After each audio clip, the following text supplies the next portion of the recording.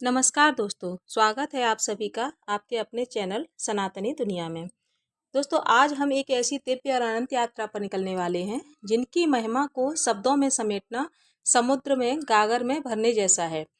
यह केवल एक मंदिर की कहानी नहीं है दोस्तों, बल्कि एक भक्त और भगवान के उस अनूठे प्रेम की गाथा है जहां एक दानवीर ने अपना शीश काटकर ईश्वर के चरणों में रख दिया और बदले में स्वयं भगवान ने उसे अपनी पहचान दे दी।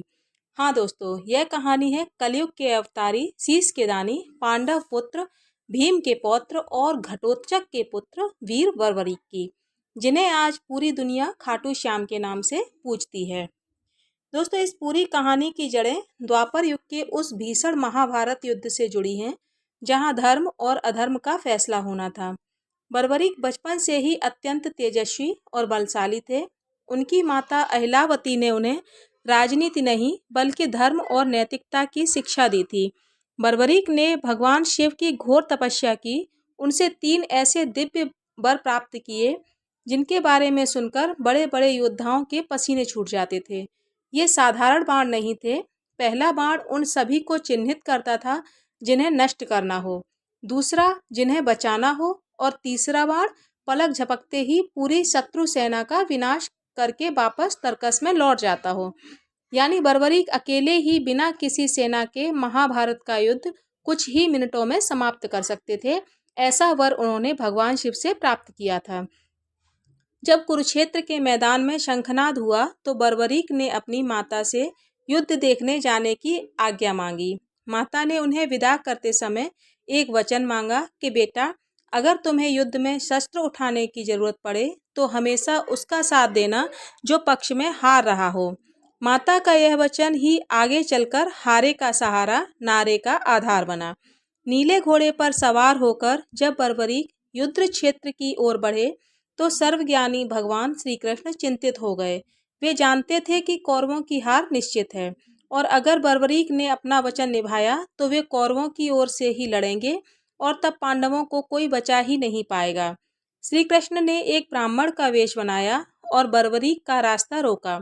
उन्होंने बर्बरीक की शक्ति का उपहास करते हुए कहा कि केवल 3 बाणों से तुम युद्ध कैसे जीत सकते हो। बर्बरीक ने मुस्कुराते हुए कहा कि हे ब्राह्मण देव, मेरा एक ही बाण काफी है। श्री कृष्ण ने उन्हें चुनौती दी कि सामने खड़े पीपल के पेड़ के हर पत्ते को एक ही बाण से छेद करके दिखाओ। बर्बरीक ने ध्यान लगाया और बाण छोड़ा। उस बाण ने क्षण भर में पेड़ के हजारों पत्तों को छेद दिया और अंत में श्री कृष्ण के पैर के चारों ओर घूमने लगा, क्योंकि श्री कृष्ण ने एक पत्ता अपने पैर के नीचे दबा लिया था। यह देखकर श्री कृष्ण समझ गए कि इस योद्धा को युद्ध से दूर रखना ही धर्म की जीत के लिए अनिवार्य है। कृष्ण ने दान में बर्बरीक का शीश मांग लिया। एक क्षत्रिय के लिए युद्ध के मैदान में अपने प्राणों का दान देना सबसे बड़ी परीक्षा थी। बर्बरीक समझ गए कि यह ब्राह्मण कोई साधारण व्यक्ति नहीं है। उन्होंने कृष्ण से अपने वास्तविक रूप में आने की विनती की। कृष्ण के विराट रूप के दर्शन के बाद बर्बरीक ने खुशी खुशी अपनी तलवार निकाली और अपना शीश काटकर कृष्ण के हाथों में सौंप दिया। लेकिन उनकी एक अंतिम इच्छा थी कि वे पूरा महाभारत का युद्ध देखना चाहते थे। कृष्ण ने उनके शीश को अमृत से सींचकर एक ऊंची पहाड़ी पर स्थापित कर दिया, जहां से बर्बरीक ने अंत तक पूरा युद्ध देखा। युद्ध समाप्त होने के बाद जब पांडवों में जीत के श्रेय को लेकर बहस हुई तो कृष्ण ने कहा, इसका फैसला बर्बरीक का शीश करेगा, क्योंकि उसने सब कुछ तटस्थ होकर देखा है। बर्बरीक ने के शीश ने मुस्कुराते हुए कहा कि मुझे युद्ध में केवल कृष्ण का सुदर्शन चक्र घूमता हुआ और द्रौपदी के रूप में महाकाली का खप्पर दिखाई दिया, बाकी सब तो केवल निमित्त मात्र थे। कृष्ण उनकी निष्पक्षता और बलिदान से इतने प्रसन्न हुए कि उन्होंने वरदान दिया कि कलयुग में तुम मेरे नाम श्याम से पूजे जाओगे। जो भी भक्त सच्चे मन से तुम्हारा नाम लेगा और तुम्हारे दर पर अपनी व्यथा लाएगा, तुम उसका उद्धार करोगे। सदियों बाद राजस्थान के सीकर जिले के खाटू गांव में एक गाय के थनों से स्वतः ही दूध गिरने लगा। जब उस स्थान की खुदाई हुई तो वहां से बर्बरीक का वही दिव्य शीश प्रकट हुआ। राजा रूप सिंह चौहान को स्वप्न में बाबा ने दर्शन दिए और मंदिर निर्माण का आदेश दिया। आज वही मंदिर खाटू धाम करोड़ों भक्तों की आस्था का केंद्र है। लेकिन इस मंदिर का सबसे बड़ा और रहस्य चमत्कार छिपा हुआ है उन 13 सीढ़ियों में। मंदिर के मुख्य द्वार से गर्भगृह तक जाने वाले मार्ग में ये 13 सीढ़ियां भक्तों के लिए केवल पत्थर का ढांचा नहीं है, मात्र मान्यता है कि ये 13 सीढ़ियां बर्बरीक द्वारा युद्ध देखे गए उन 13 महत्वपूर्ण दिनों या पांडवों के 13 वर्षों के कष्टकारी वनवास और अज्ञातवास का प्रतीक हैं।